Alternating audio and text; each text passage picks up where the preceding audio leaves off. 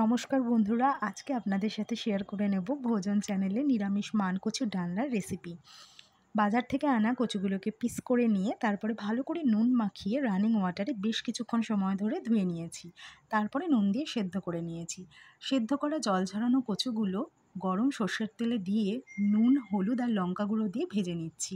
এই পেস্টটার মধ্যে নিয়ে নিয়েছি গ্রেটেড আদা, হলুদ গুঁড়ো, লঙ্কা গুঁড়ো, জিরে ধনে গুঁড়ো দিয়ে ভালো করে গুলিয়ে নিয়েছি। এদিকে কচুগুলো ভাজা হয়ে গেছে, তুলে নিলাম।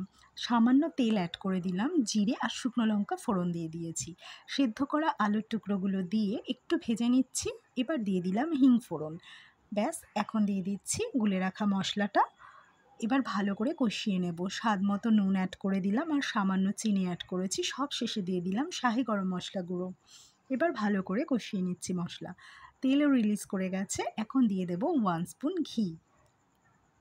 ঘিটা দিয়ে আরও কিছুক্ষণ একটু কষিয়ে নিচ্ছি। ভালো মতো কষিয়ে গেছে মশলা। এবারে দিয়ে দেব ভেজে রাখা কচুগুলো। কচু অ্যাড করার পরে আরও কিছুক্ষণ নাড়িয়ে চাড়িয়ে কষিয়ে নিচ্ছি। কড়ায় মশলা লেগে আসছে, ভালো মতো কষে গেছে। ঝোলের জন্য জল অ্যাড করে দিলাম। এবার বেশ কিছুক্ষণ ধরে ফুটিয়ে নিলেই রেডি হয়ে যাবে নিরামিষ মানকচুর ডালনা, যেটা খেতে কিন্তু খুব ভালো হয়। Thanks for watching. রেসিপিটি ভালো লাগলে লাইক কমেন্ট করবেন, চ্যানেলটি ভালো লাগলে সাবস্ক্রাইব করবেন। আর আপনারা সবাই খুব ভালো থাকবেন।